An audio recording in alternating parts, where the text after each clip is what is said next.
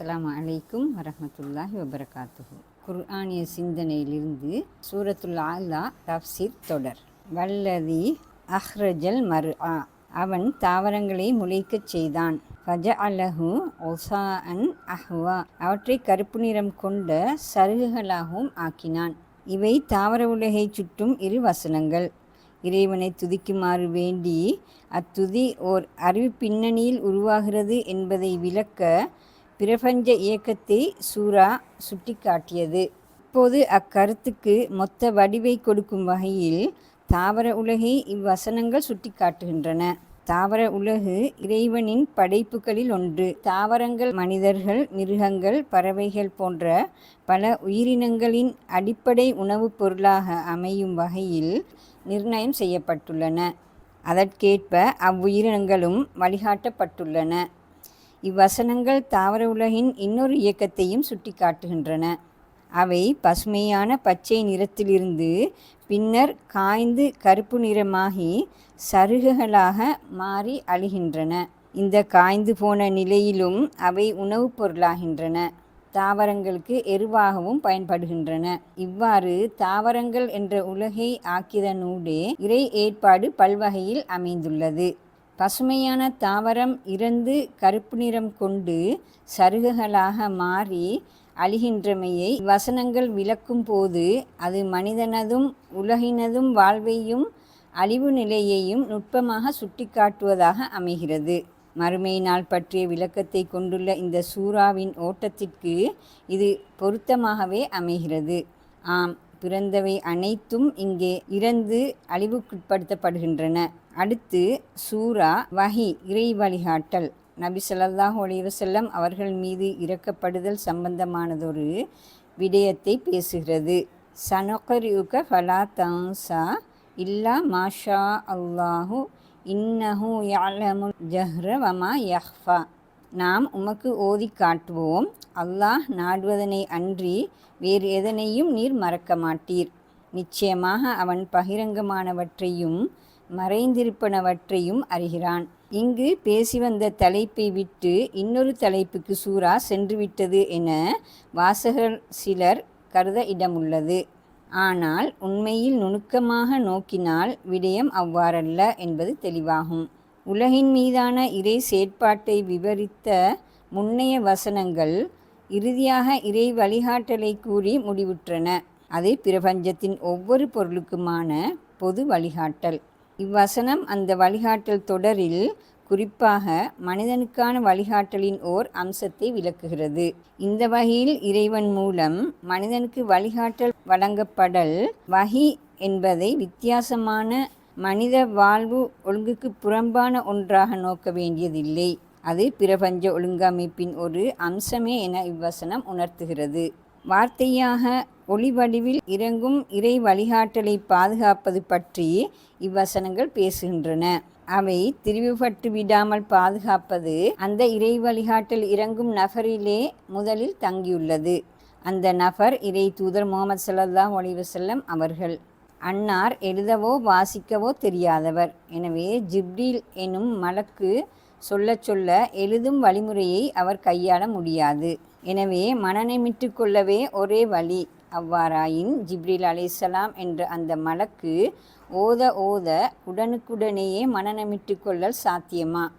இந்த பயம் இறை தூதர் முஹம்மது ஸல்லல்லாஹு அலைஹி வஸல்லம் அவர்களுக்கு தோன்றுவது இயல்பானது. இந்த நிலையிலேயே அல்லாஹ் இங்கே உங்களுக்கு இறக்கப்படும் அந்த வசனங்கள் ஒருபோதும் மறந்து போகாது, நீங்கள் அவற்றை மனநிமிட்டு கொள்வீர் என உறுதிப்படுத்தி கூறுகிறான். ஜிப்ரீல் அலைஹிஸ்ஸலாம் தான் கொண்டு வந்த வசனங்கள் முழுமையாக ஓதி முடிய முன்னரே முஹம்மது ஸல்லல்லாஹு அலைஹி வஸல்லம் அவர்கள் அவற்றை திருப்பி ஓதிக்கொள்ள முனைந்தார்கள் என்பதையும், அவ்வாறு சிரமப்பட வேண்டியதில்லை, அல்லாஹ் இறக்குபவற்றை அவனே பாதுகாத்து தருவான் என்பதையும் அல் குர்ஆன் இருமுறைகள் விளக்கியமையை காண்கிறோம். இது நாம் நோக்கும் வசனத்திற்கு ஏற்கனவே தரப்பட்ட கருத்தை உறுதிப்படுத்துகிறது. இறங்கும் குர்ஆனை மறந்து போய்விடுவேனோ என்ற இறை தூதர் முஹம்மது ஸல்லல்லாஹு அலைஹி வஸல்லம் அவர்களது பயத்தை பலமுறை சொல்லியே போக்க வேண்டி இருந்தது என்ற உண்மையையே இது காட்டுகிறது. இறை வசனங்களை பாதுகாத்து கொள்ள வேண்டுமே என்ற தீவிர பொறுப்புணர்வின் இயல்பான விளைவே இது என்பது தெளிவு. அடுத்த வசனம், அதாவது 7வது வசனம் இந்த வசனத்தின் தொடரை கொண்டுள்ளதோடு இன்னொரு கருத்தையும் விளக்குகிறது. நாம் உமக்கு ஓதி காட்டுவோம், அல்லாஹ் நாடுவதனை அன்றி வேறெதனையும் நீர் மறக்க மாட்டீர். நிச்சயமாக அவன் பகிரங்கமானவற்றையும் மறைந்திருப்பவற்றையும் அறிகிறான்.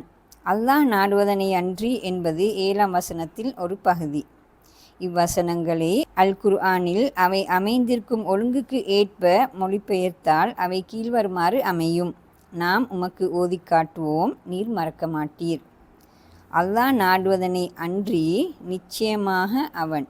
இப்போது நாம் விளக்க விரும்பும் வசனம் அல்லாஹ் நாடுவதனை அன்றி என்பதனேயாகும். அல் குர்ஆனின் எந்த பகுதியும் இறை தூதருக்கு மறந்து போக மாட்டாது. அப்பொறுப்பை அல்லாஹ் ஏற்கிறான் என முதல் வசனம் கூறியது. அதுவே உண்மை நிலையாகும். எனினும் மறதி என்ற மனித இயல்பிலிருந்து இறை தூதர் ஸல்லல்லாஹு அலைஹி வஸல்லம் அவர்களும் விதிவிலக்கானவர் இல்லை.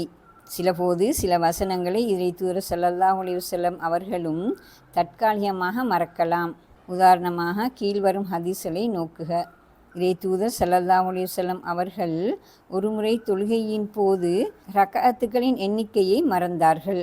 அது அவர்களுக்கு ஞாபகப்படுத்தப்பட்ட போது கூறினார்கள், நான் உங்களைப் போன்ற மனிதனே, நீங்கள் மறப்பது போன்று நானும் மறப்பேன். எனவே நான் மறந்தால் எனக்கு ஞாபகமூட்டுங்கள். ஆதாரம் சஹீஹுல் புகாரி, சஹீஹுல் முஸ்லிம், அபு தாவூத். ஒருமுறை இறை தூதர் முஹம்மது ஸல்லல்லாஹு அலைஹி வஸல்லம் ஓதும் போது ஓர் ஆயத்தை விட்டுவிட்டார்கள். அப்போது உபை இப்னு கஅப் ரலியல்லாஹு அன்ஹு குறிப்பிட்ட வசனம் மாற்றப்பட்டு விட்டதா என கேட்க, இல்லை, நான் மறந்துவிட்டேன் என இறை தூதர் முஹம்மது ஸல்லல்லாஹு அலைஹி வஸல்லம் அவர்கள் கூறினார்கள். ஆதாரம் முஸ்னத் இப்னு அபி ஸைபா, நசாயி, அல் சுனன் அல் குப்ரா. இவ்வாறு இவ்வசனம் தற்காலிகமாக மறத்தல் என்ற கருத்தையே அல்லாஹ் நாடுவதனை அன்றி என்ற பிரயோகத்தின் ஊடாக கொடுக்கிறது. இன்னொரு கருத்தையும் இவ்வசனம் கொடுக்கலாம். நீங்கள் மறக்க மாட்டீர் என்ற வசனம் அல்லாஹ்வின் நிரந்தர பொது நாட்டத்தை சுட்டி காட்டுகிறது. இதுவே அல் குர்ஆனை பொறுத்தவரையில் அடிப்படை உண்மையாகும். அல்லாஹ் நாடினால் அன்றி என்ற வசனப் பகுதி அல் குர்ஆனை மறந்து போகச் செய்ய இறைவன் நாடவும் கூடும் என்ற கருத்தை சுட்டி காட்டுகிறது. அல் குர்ஆனை இறை தூதர் ஸல்லல்லாஹு அலைஹி வஸல்லம் அவர்கள் ஒருபோதும் மறக்க மாட்டார்கள். அந்த வகையில் அல் குர்ஆன் மனனமிட்டு அழியாது பாதுகாக்கப்படும். இதுவே இறைவனின் நிரந்தர பொது நியதி. எனினும் அந்த இறை நியதி கூட இறைவனை கட்டுப்படுத்தாது. அல்லாஹ் சுதந்திர இயக்கம் கொண்டவன். எதனையும் எப்போதும் சுதந்திரமாக அவன் நாட முடியும். இவ்வாறு வசனத்தின் அப்பகுதி அல் குர்ஆனை இறை தூதர் ஸல்லல்லாஹு அலைஹி வஸல்லம் மறந்து போகலாம் என்ற கருத்தை சொல்ல வரவில்லை. சுதந்திரமான இறை நாட்டத்தையே அது சுட்டி காட்டியது. இது கீழ்வரும் இரு வசனத்தை ஒத்ததாகும். நாம் விரும்பினால் உமக்கு நாம் அறிவித்தவற்றை கொண்டு சென்று விடலாம். சூரா இஸ்ரா 17வது அத்தியாயம் 86வது வசனம். இந்த இரண்டாவது கருத்தே இங்கு மிக பொருத்தமானதாகும். ஏனெனில் அல் குர்ஆன் முழுமையாக பாதுகாக்கப்படும் என்ற கருத்தை வலியுறுத்தி கூறுவதே இவ்வசனத்தின் நோக்கமாகும். இனி 7ஆம் வசனத்தின் அடுத்த பகுதிக்கு வருவோம். நிச்சயமாக அவன் பகிரங்கமானவற்றையும் மறைந்திருப்பவற்றையும் அறிகிறான். அல் குர்ஆனை வாசித்து கொடுத்தல், அதனை மனனமிட்டு கொடுத்தல், பின்னர் அதனோடு இணைந்து வந்த இறை நாட்டம் பற்றிய விளக்கம் என்ற எல்லாம் இவ்வாறு நிகழ காரணம் என்ன என்பதை விளக்குவதாக இவ்வசனம் அமைகிறது. இவை அனைத்தும் இறை அறிவு சார்ந்ததாகும். இறைவன் மறை நிகழ்வுகள், விடயங்கள், பகிரங்க நிகழ்வுகள், விடயங்கள் அனைத்தையும் நன்கறிந்தவன். இவ்வாறு ஒவ்வொரு விடயத்தையும் அவன் அனைத்து பக்கங்களோடும் அவன் அறிகிறான். அந்த அறிவுக்கேற்ப விடயங்களை நிர்ணயிக்கின்றான், தீர்மானிக்கின்றான். இந்த வஹி என்ற இறை அறிவிப்பும் அதனை மனமிடச் செய்து பாதுகாப்பதும் இந்த இறை அறிவு பின்னணியைச் சேர்ந்தவையாகும். இன்ஷா அல்லாஹ் தொடரும். அஸ்ஸலாமு அலைக்கும் வரஹ்மத்துல்லாஹி வபரகாத்துஹு.